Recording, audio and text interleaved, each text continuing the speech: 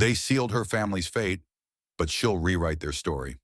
Chaos erupts as the bank locks down her father's warehouse, workers scrambling under the glare of flashing cameras. The operations manager, a black woman with unyielding resolve, stands firm, shielding her team from reporters' taunts. Did your family's empire fall to mismanagement? She faces sneers, whispered slights about her place in a world of wealth, and the crushing weight of saving her father's legacy. Yet to rescue it, she agrees to a chilling contract, a marriage to a cold-hearted CEO. Through prejudice and icy isolation, her strength sparks something unexpected. Will love rewrite their scripted vows? Drop in the comments where you're listening from.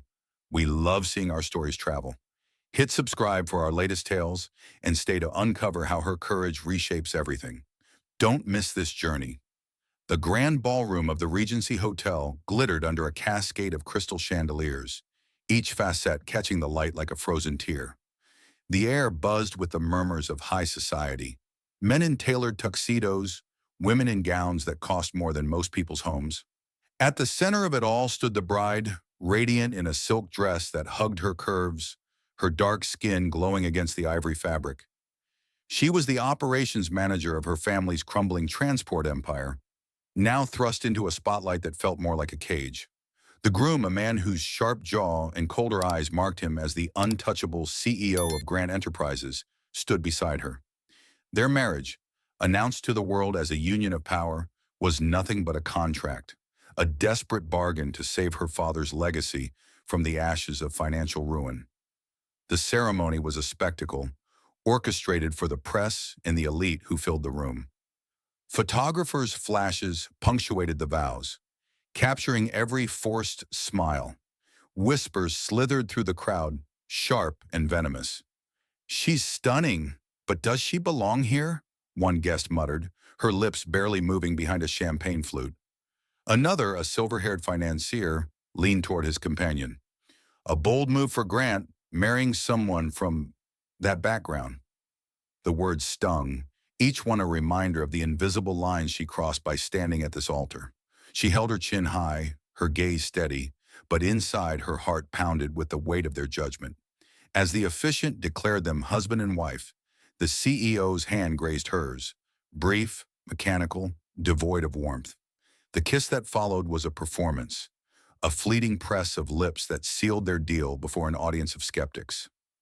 The reception unfolded in a blur of clinking glasses and hollow congratulations. Reporters circled like vultures, their questions barbed with insinuation. "How does it feel to secure such a strategic alliance?" one asked, his smirk betraying the subtext. She answered with grace, her voice steady. "It's a partnership built on mutual goals." But the words felt like armor, shielding the truth of her sacrifice. Their new life began in a penthouse that spanned the city skyline, a fortress of glass and steel as cold as the man who owned it. The space was immaculate, marble floors, sleek furniture, walls adorned with abstract art that screamed wealth but whispered nothing of home. They established an unspoken truce, separate lives under one roof. He left before dawn, his briefcase a constant companion, returning only when the city slept. She ate alone at a dining table meant for 12, her meals a silent ritual. Their bedrooms, on opposite ends of the sprawling apartment, might as well have been in different worlds. In the rare moments their paths crossed, his nods were curt, his words clipped. She was a stranger in his domain, a means to an end. Enter Lauren Grant, the CEO's cousin and the company's ruthless COO. She swept into their lives like a storm, her designer heels clicking with authority. At a board meeting, Lauren's eyes raked over the new bride with thinly veiled contempt. "I'm sure you're used to smaller operations," she said, her tone dripping with condescension as she questioned the bride's expertise on a logistics proposal.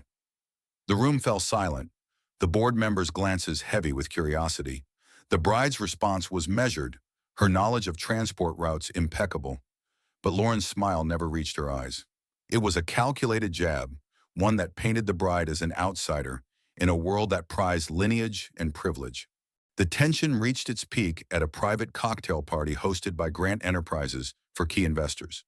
The rooftop venue sparkled with fairy lights, the city's skyline a glittering backdrop. The bride mingled, her poise flawless despite the undercurrent of scrutiny. Lauren, ever the orchestrator, seized her moment.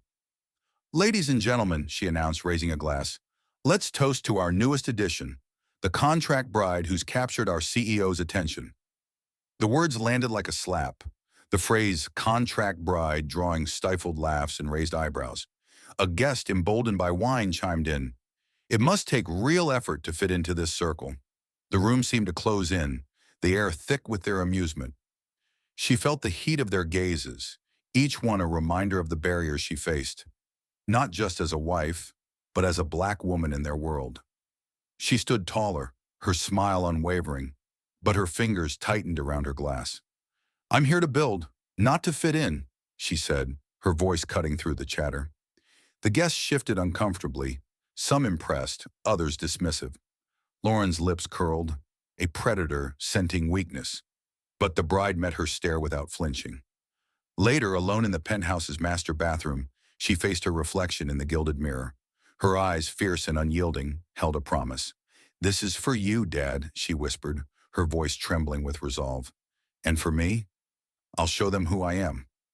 The city lights flickered beyond the window, indifferent to her vow.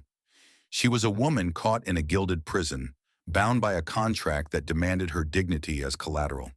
The whispers of high society, the cold distance of her husband, the calculated cruelty of his cousin, they were battles she hadn't chosen but would fight. She wasn't just saving her father's company. She was carving out her place in a world that tried to shrink her. As she turned off the light, her silhouette stood sharp against the darkness, a testament to her strength. This marriage might be a transaction, but she would make it her triumph. As she turned off the light, her silhouette stood sharp against the darkness, a testament to her strength. This marriage might be a transaction, but she would make it her triumph. Yet in the quiet of the penthouse, the weight of her resolve pressed against her chest. She was fighting a battle on two fronts, saving her father's legacy and proving her worth in a world that saw her as an outsider. The next morning, she woke to an empty apartment, the CEO already gone, his absence a silent reminder of their contract's cold terms. But she refused to let it define her. She threw herself into work, poring over shipment logs and supplier contracts, determined to keep her father's transport company afloat despite the bank's looming shadow. Her days blurred into a relentless cycle of calls and spreadsheets, each one a lifeline for the workers who depended on her. She was in her makeshift office, a corner of the penthouse's study, when exhaustion finally won. Her vision swam, the numbers on her laptop screen bleeding together. She reached for her coffee, but her hand trembled and the room tilted. She collapsed, the thud of her body against the hardwood floor echoing in the space. When she opened her eyes, sterile white walls and the sharp scent of antiseptic greeted her. A hospital bed, a doctor's stern voice cut through the haze. "You're severely overworked. Your body's screaming for rest, no work, no stress, or you're risking permanent damage." She tried to protest, but her voice was weak. Then she saw him, the CEO, standing in the doorway, his face a mask of unreadable emotion. "You're done working," he said, his tone clipped but laced with something new. Panic. "Doctor's orders. I'll make sure of it." She returned to the penthouse under strict instructions to rest, a concept as foreign to her as the man she called her husband. He lingered more than usual, his presence an awkward intrusion. One evening, she caught him watching her as she sat on the couch, flipping through channels. "You don't have to babysit me," she said, her voice sharp. He didn't reply, but instead of retreating, he sat at the far end of the couch, his tie loosened, a rare crack in his polished armor. They landed on an old romantic comedy, the kind she secretly loved. She expected him to leave, but he stayed, his silence less hostile than usual. When the heroine tripped into the hero's arms, he snorted. "Realistic," he muttered, and she laughed, a sound that surprised them both. "Not everything has to make sense to matter," she said, meeting his gaze. For a moment, their eyes held, and something unspoken flickered between them. Their routines began to shift, small moments stitching them closer. One night, they found themselves in the kitchen, she chopping vegetables for a stew while he fumbled with a knife, attempting to help. "You're hopeless," she teased, taking the knife to show him how to dice carrots properly. Their hands brushed and he froze. his usual stoicism faltering. She saw it, the faintest flush on his cheeks, and pretended not to notice, keeping the moment light. Another day, she was in the company's break room, helping a janitor with a new scheduling app. The older man beamed, thanking her warmly, and she didn't see the CEO watching from the doorway, his expression softening as she laughed with the janitor's young daughter, braiding her hair during a break.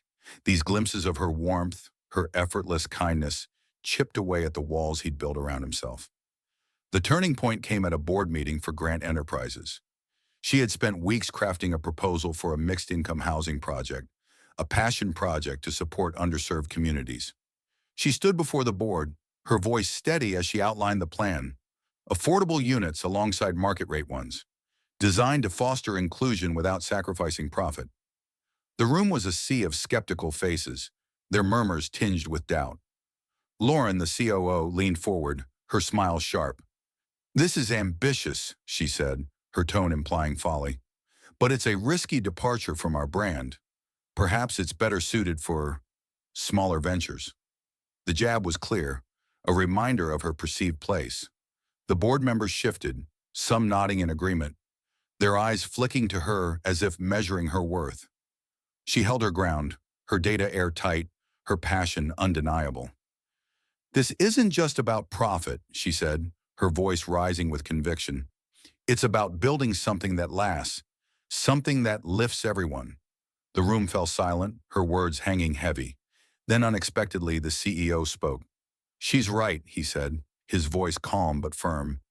"This project aligns with our long-term vision. It's forward-thinking, and it's viable."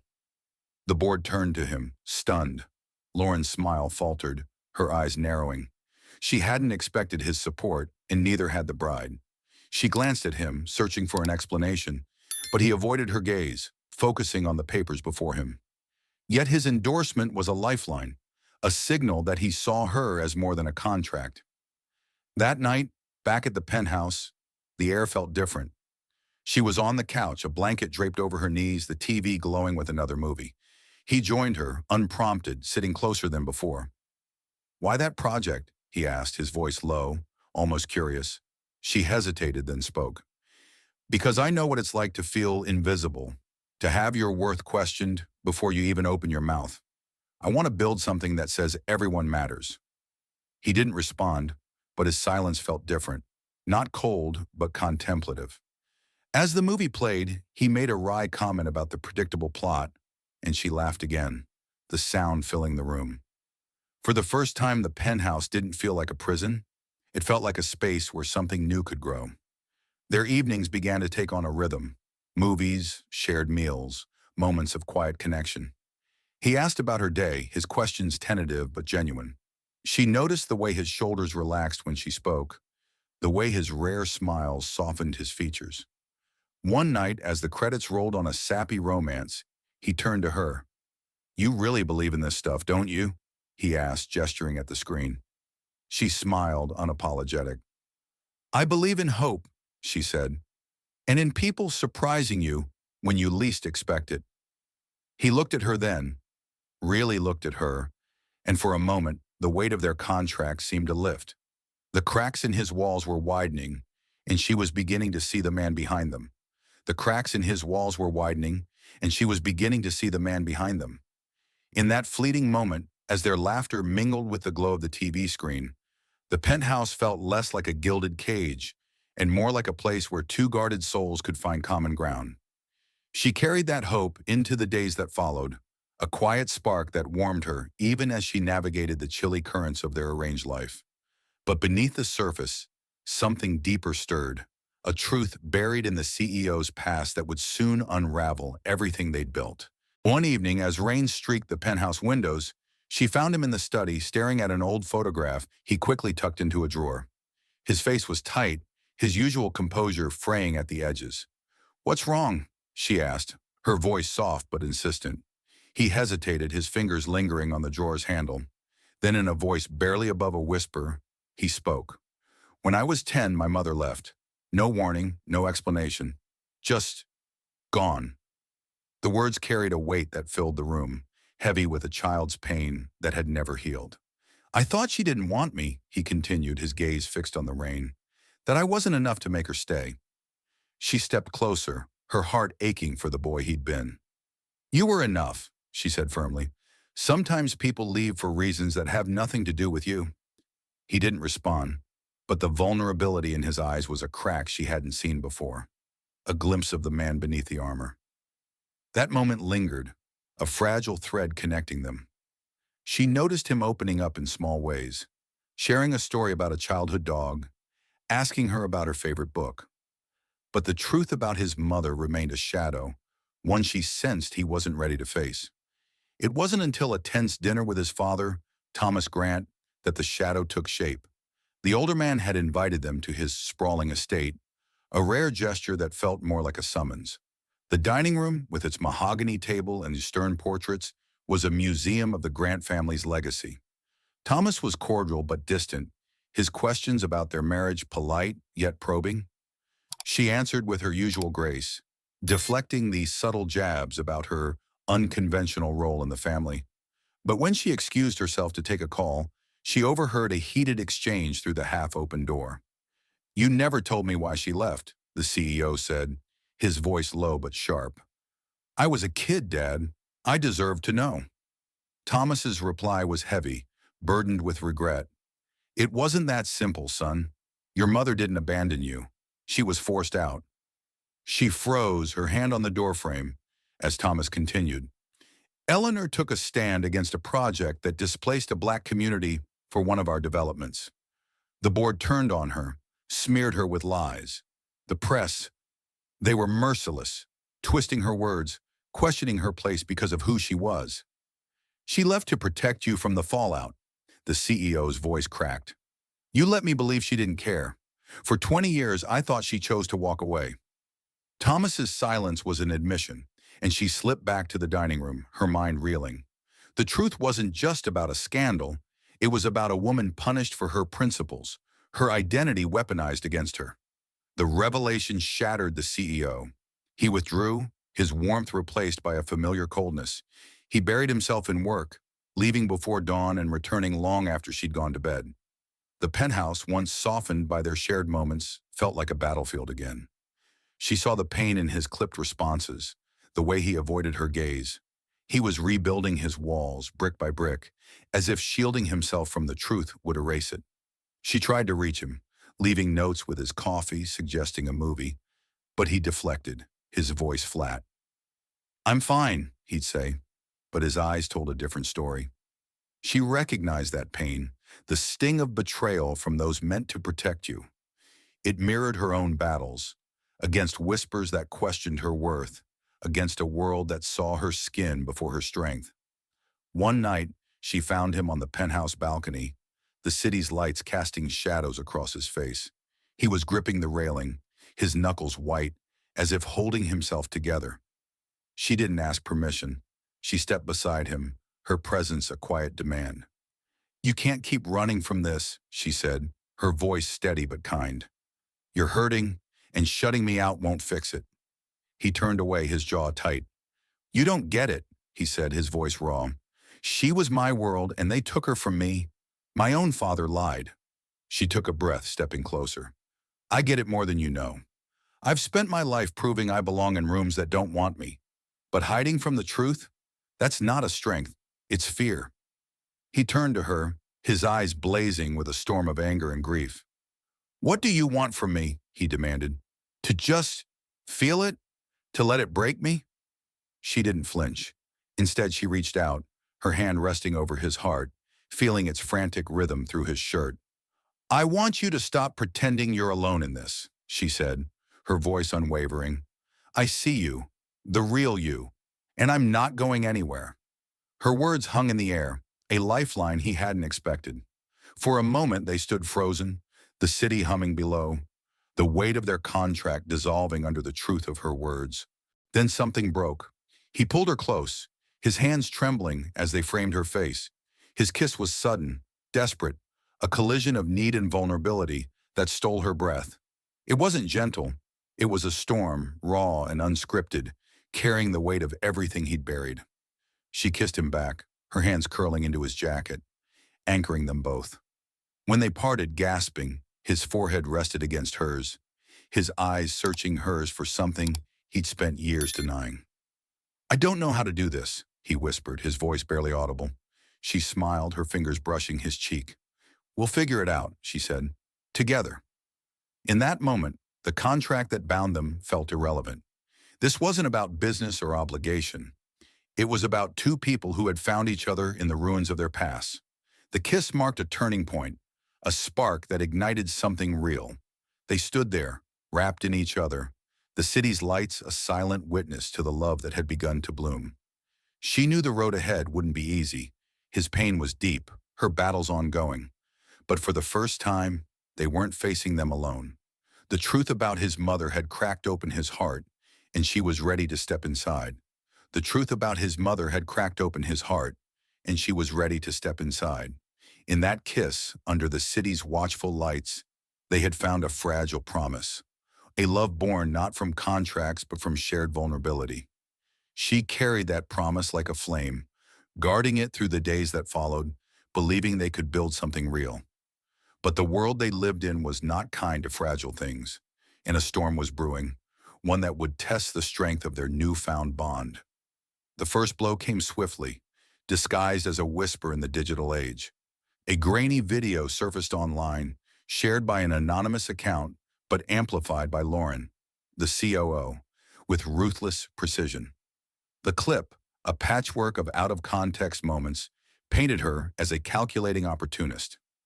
It showed her at a board meeting, her voice firm but clipped to sound harsh, followed by a snippet of her speaking to a reporter. Her words twisted to suggest she married for wealth. The headlines were merciless. Gold digger or mastermind? The truth behind the CEO's bride. Social media erupted, comments dripping with venom. "She's in over her head," one read. "No way she fits in that world," another sneered, the subtext of her race a silent undercurrent. She scrolled through the posts in the penthouse's dim light, each word a needle in her chest. She had faced judgment before, but this was different, public, vicious, and personal. She confronted Lauren at the office, her voice steady despite the fury in her veins. "You did this," she said, holding up her phone. The video paused on Lauren's smug face in the background. Lauren didn't flinch, her smile sharp as glass. "The truth always comes out," she said, her tone laced with mock innocence. "People deserve to know who you really are." The accusation landed like a blow, but it was the betrayal that cut deeper. She had fought to belong in this world, to prove her worth beyond the contract, and now it was unraveling. The CEO was in a meeting across town, unaware of the firestorm. She didn't call him. She wouldn't beg for his defense. Instead, she returned to the penthouse, her resolve fraying. On the coffee table, she left the flower-shaped hairpin he'd given her during one of their late-night talks, a small token of their growing connection. It glinted in the lamplight, a symbol of what they'd built, and what she feared was lost. She packed a bag and left, the door closing with a quiet finality. The city felt colder without her. The CEO returned to an empty penthouse, the hairpin catching his eye like a wound. He picked it up, his fingers tracing its delicate petals, and the weight of her absence hit him. He watched the video, his jaw tightening as he recognized Lauren's handiwork. The comments burned, cruel, baseless, and tinged with the same prejudice his mother had faced. He saw it now, the pattern of exclusion, the way the world punished those who dared to challenge its rules. His mother had been driven away, and now history was repeating itself. He called her, but her phone was off. He drove to her father's modest apartment, where she'd sought refuge, but her father, weary and protective, turned him away. "She needs time," he said, his voice heavy with disappointment. The CEO stood in the rain, the hairpin in his pocket, realizing he might lose the one person who had seen him for who he was. The days without her were a blur of regret. He replayed their moments, the way her laughter filled the penthouse, the fire in her eyes when she defended her housing project, the warmth of her hand against his heart. He had spent years guarding himself from pain, but this was worse, a hollow ache that no business deal could fill. Lauren's smug satisfaction at board meetings only fueled his resolve. She thought she'd won, that she'd exposed a fraud. But he knew the truth. The woman he loved was no opportunist. She was his partner, his equal, and he'd let her face this alone for too long. The annual Grant Enterprises Gala loomed, a glittering showcase of wealth and influence. It was the perfect stage for Lauren's final move, a speech to cement her narrative, painting the bride as a fleeting mistake. The CEO had other plans. He spent days gathering evidence, emails, timestamps, metadata, proving Lauren had orchestrated the smear campaign. As the gala unfolded in a grand ballroom, chandeliers casting golden light over tuxedos and gowns, he took the stage. The crowd hushed, expecting a routine address. Instead, he held up a tablet. The damning video paused on Lauren's face. "This was no accident," he said, his voice steady but laced with fury. "My cousin manipulated the truth to discredit someone who has done nothing but fight for what's right." He played the unedited footage, revealing Lauren's selective cuts, her whispered instructions to a reporter. The crowd gasped, murmurs rippling through the room. Lauren's face paled, her carefully crafted facade crumbling. He turned to the audience, his gaze sweeping over the press, the board, the elite who had judged her. "She is not just my wife," he said, his voice softening but resolute. "She's the strongest person I know. She's faced your whispers, your doubts, and she's risen above them. I love her, not because of a contract, but because she showed me what it means to be brave, to choose connection over fear. I stand with her, and I always will." The room was silent, the weight of his words sinking in. Cameras flashed, capturing the moment, but he didn't care. He stepped off the stage, his heart pounding, hoping she was watching. She was. In her father's small living room, she sat frozen, the gala streaming live on her laptop. His words cut through her pain, rekindling the spark she thought was lost. She touched the empty spot where the hairpin had been, her eyes brimming with tears. He hadn't just defended her, he'd bared his soul to a world that thrived on tearing people apart. She drove to the gala, her heart racing, and slipped into the ballroom just as the crowd began to disperse. He saw her across the room, her silhouette framed by the doorway, and time seemed to stop. They met in the center, oblivious to the stairs. "You didn't have to do that," she whispered, her voice thick with emotion. He took her hand, pressing the hairpin into her palm. "Yes, I did," he said. "I'd do it 1,000 times to keep you." They left the gala together, the city's lights stretching out before them. On the penthouse balcony they stood side by side, the hairpin now tucked into her hair, glinting under the stars. "I thought I'd lost you," he admitted, his voice low. She leaned into him, her hand finding his. "You didn't," she said. "We're stronger than their lies." The city hummed below, a witness to their renewed vow, not one bound by paper but by a love forged in truth and defiance. As the city lights fade on this journey of love and resilience, we hope this story touched your heart as much as it did ours. What moved you most? Their defiance against prejudice, the CEO's bold stand, or the promise of a love that triumphed over all? Share your thoughts in the comments below and let us know where you're joining us from. Your voices make our stories travel. Your support means the world, so don't forget to like, share, and subscribe to catch our next tale of courage and connection. Thank you for being part of this moment with us, for believing in the power of stories to inspire and unite. We can't wait to bring you more, so stay tuned for the next chapter in our journey together. Until then, keep choosing love over fear, and we'll see you soon.